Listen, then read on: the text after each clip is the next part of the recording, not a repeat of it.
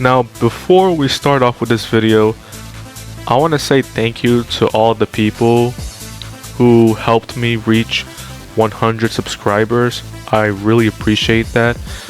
As a matter of fact, I remember when back then, around like a month ago or two, I only had like 70 subscribers, and I didn't really pay attention to my subscriber count until I got an email and YouTube told me I had 100 subscribers, and I was like, what? Oh wow, that's pretty cool.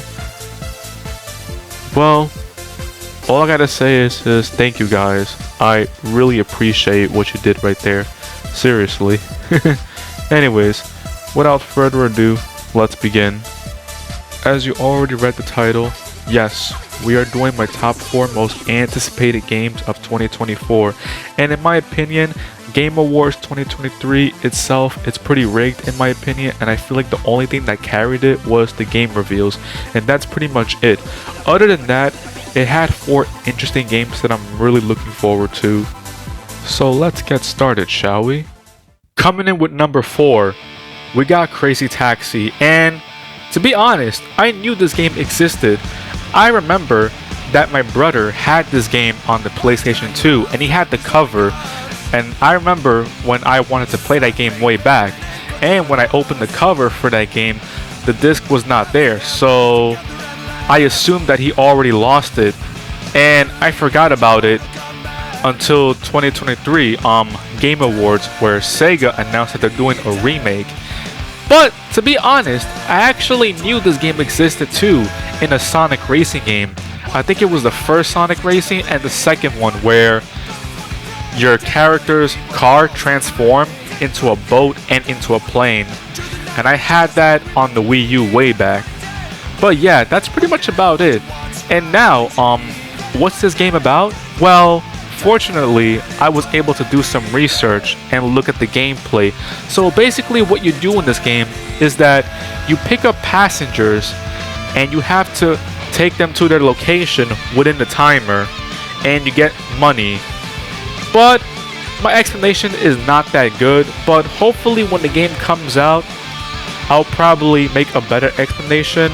All I can say is that hopefully they'll make the game way better than their old version.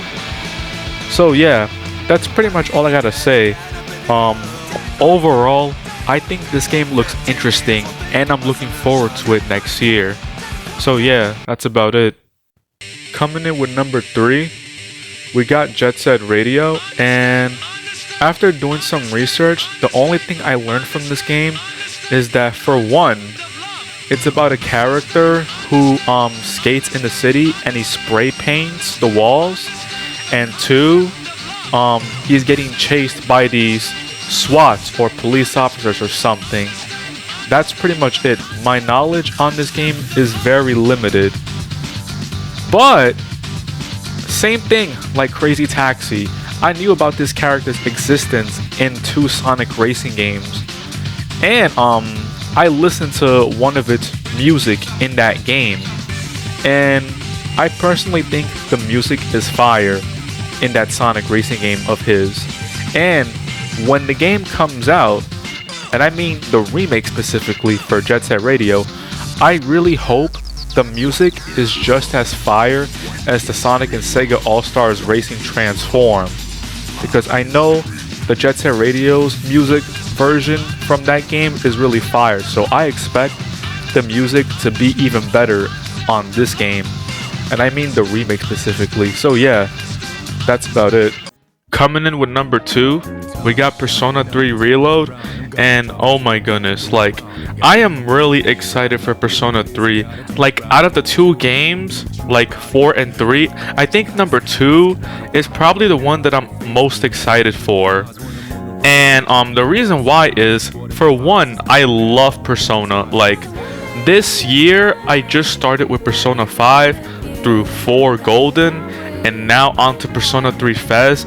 And even though I love Persona 3 story and music and characters, the only thing that's holding back from this game is the gameplay. And it can be very tedious at times, especially in the dungeon, and the social links can be a bit kind of weird. And I'm talking about the female social link specifically. But that's all I gotta say. And after doing some research on Persona 3 Reloads on gameplay, I gotta say, it looks 1,000 times better than Persona 3 Fez's gameplay. Now, I know I could have started with Persona 3 Portable, but me personally, I think Persona 3 Fez is a lot more interesting than Persona 3 Portable, is because of the extra content, and that is the answer. But I will be able to play Persona 3 Portable one of these days, only just for the female MC, but that's about it.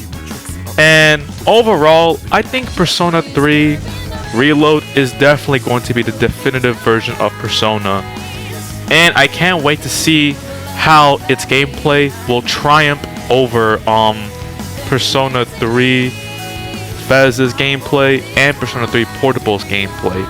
It's definitely going to destroy it gameplay wise.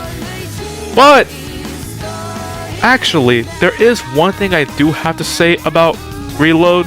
I guess the only thing that kind of does bother me is some of the character designs, but it's not that bad.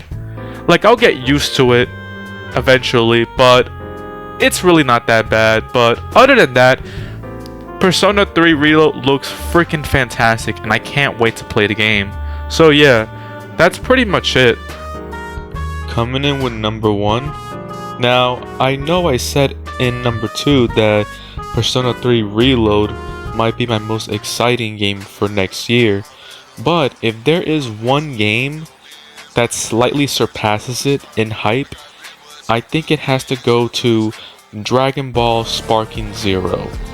I mean, my god, when I first saw the trailer last year on March 2022, I was shocked. Like, I was just screaming so hard when I saw this trailer. It was so cool. It was so awesome. You know, it's been so long. I remember back in my days, I used to play Raging Blast, Budokai 3, 2, and Tenkaichi 3 on the Wii. Those games were so fun back in the days, but unfortunately, I lost all the games and I can't find them. They're either broken or they're lost somewhere. But yeah, the graphics look beautiful, and the character designs look fantastic. The stages look cool, and the fights look clean. I really can't wait to see how what Tenkaichi has in store. And from what I heard, it's that the same people that made Tenkaichi 3 are the same people that are making Sparking Zero. Now, I could be wrong, but correct me if I'm wrong. And also, if there is one problem I do have with Sparking Zero, is that after doing some small research, I've heard that there's not going to be no local multiplayer. And when I first heard that, I was a little disappointed, because, you know, don't you think it would be cool if you can invite your friends over and just 1v1 each other to see who's the best? Yeah, that's pretty much why I'm disappointed.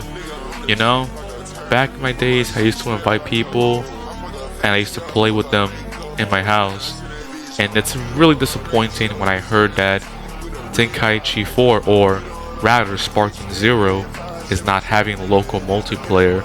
But I could be wrong though, and if that's the case, I really hope they make an announcement about this, because, you know, it kind of disappointed a lot of Dragon Ball fans after hearing this.